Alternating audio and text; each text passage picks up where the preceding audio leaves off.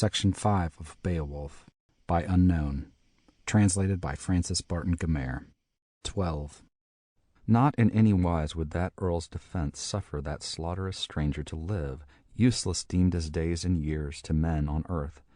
Now many an earl of Beowulf brandished blade ancestral, fain the life of their lord to shield their praised prince, if power were theirs. Never they knew, as they neared the foe, hardy-hearted hero of war, aiming their swords on every side the accursed to kill. No keenest blade, no fairest of falchions fashioned on earth, could harm or hurt that hideous fiend. He was safe by his spills from sword of battle, from edge of iron, yet his end and parting on that same day of this our life woeful should be, and his wandering soul far off flit to the fiend's domain. Soon he found, who in former days harmful in heart and hated of God, on many a man such murder wrought, that the frame of his body failed him now. For him the keen-souled kinsman of Higelac held in hand, hateful alive was each to other. The outlaw dire took mortal hurt, a mighty wound showed on his shoulder, and sinews cracked, and the bone frame burst. To Beowulf now the glory was given, and Grendel thence, death-sick his den in the dark moor sought, noisome abode. He knew too well that here was the last of life, an end of his days on earth. To all the Danes by that bloody battle the boon had come. From ravage had rescued the roving stranger Hrothgar's hall. The hardy and wise one had purged it anew. His night work pleased him, his deed and its honor. To eastern Danes had the valiant Gaiet his vaunts made good, all their sorrow and ills assuaged, their bale of battle borne so long, and all the dole that erst endured, pain aplenty.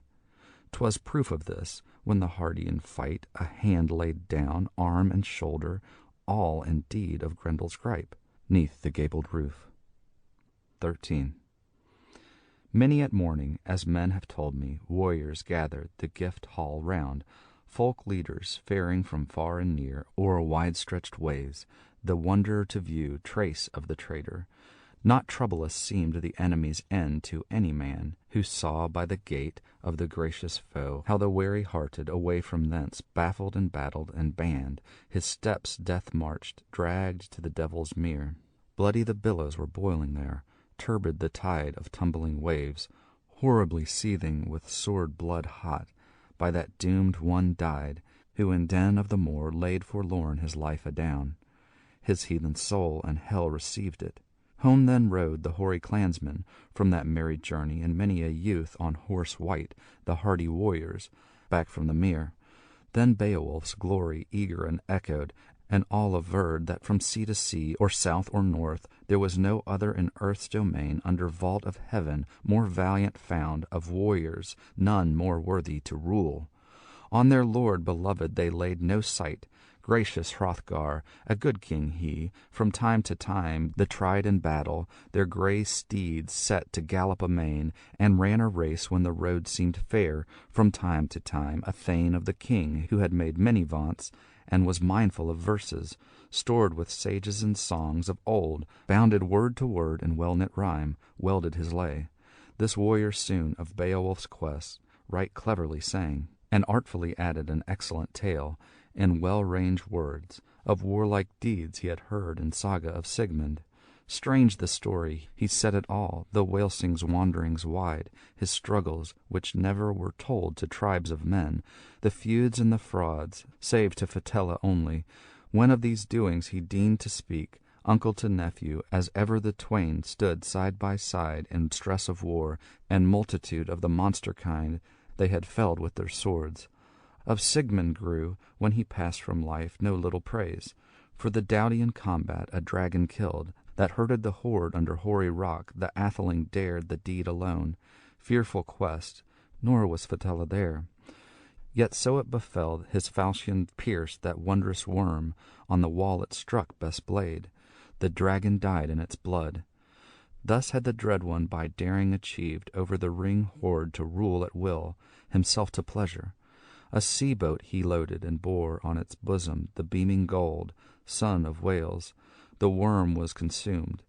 He had of all heroes the highest renown among races of men, this refuge of warriors for deeds of daring that decked his name, since the hand and heart of Heamode grew slack in battle. He swiftly banished to mingle with monsters and mercy of foes, to death was betrayed, for torrents of sorrow had lamed him too long. A load of care to earls and athelings all he proved, oft indeed in earlier days, for the warriors wayfaring wise men mourned, who had hoped of him help from harm and bale, and had thought their sovereign son would thrive, follow his father, his folk protect, the hoard and the stronghold, heroes' land, home of Scyldings. But there, Thane said, the kinsman of Heorot, kinder seemed to all, the other was urged to crime. Afresh to the race, the fallow roads by swift steeds measured. The morning sun was climbing higher. Clansmen hastened to the high-built hall, those hardy-minded, the wonder to witness. Warden of treasure crowned with glory, the king himself with stately band from the bride bower strode, and with him the queen and her crowd of maidens measured the path to the mead house fair.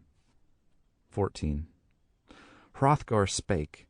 To the hall he went, stood by steps, the steep roof saw, garnished with gold, and Grendel's hand. For the sight I see to the sovereign ruler, be speedy thanks. A throng of sorrows I have borne from Grendel, but God still works wonder on wonder. The warden of glory, it was but now that I nevermore, for woes that weighed on me, waited help. Long as I lived when laved in blood, stood sword gore stained this stateliest house. Widespread woe for wise men all, who had no hope to hinder ever foes infernal and fiendish sprites from havoc and hall. This hero now, by the wielder's might, a work has done that not all of us erst could e'er do by wile and wisdom. Lo, well can she say, whoso of woman this warrior bore among sons of men, if still she liveth, that God of the ages was good to her in the birth of her bairn. Now Beowulf, thee, of heroes best, I shall heartily love as my own, my son. Preserveth thou ever this kinship new. Thou shalt never lack wealth of the world, that I wield as mine. Full oft for less have I largest showered my precious hoard on a punier man, less stout in struggle. Thyself hast now fulfilled such deeds, that thy fame shall endure through all the ages. As ever did, well may the wielder reward thee still. Beowulf spake, Bairn of Ecgtheow. This work of war most willingly we have fought, this fight and fearlessly dared force of the foe. Fain too were I. Hadst thou but seen himself, what time the fiend in his trappings trotted to fall. Swiftly I thought, in strongest gripe, on the bed of death to bind him down, that he in the tent of this hand of mine should breathe his last. But he broke away. Him I might not, the Maker willed, hinder from flight, and firm enough hold the life-destroyer. Too sturdy was he, the ruthless in running. For rescue, however, he left behind him his hand in pledge, arm and shoulder. Nor aught of help could the cursed one thus procure at all. None the longer liveth he, loathsome fiend, sunk in his sins, but sorrows hold him tightly grasped in gripe of anguish, in baleful bonds where bide he must. Evil outlaw, such awful doom as the mighty Maker shall mete him out. More silent seemed the son of Ecglaf in boastful speech of his battle deeds, since athelings all, through the earl's great prowess, beheld that hand on the high roof gazing, foeman's finger. The forepart of each of the sturdy nails to steel was likest, heathen's hand spear, hostile warrior's claw uncanny. 'Twas clear, they said, that to him no blade of the brave could touch, how keen soever, or cut away that battle hand bloody from baleful foe. End of Section 5.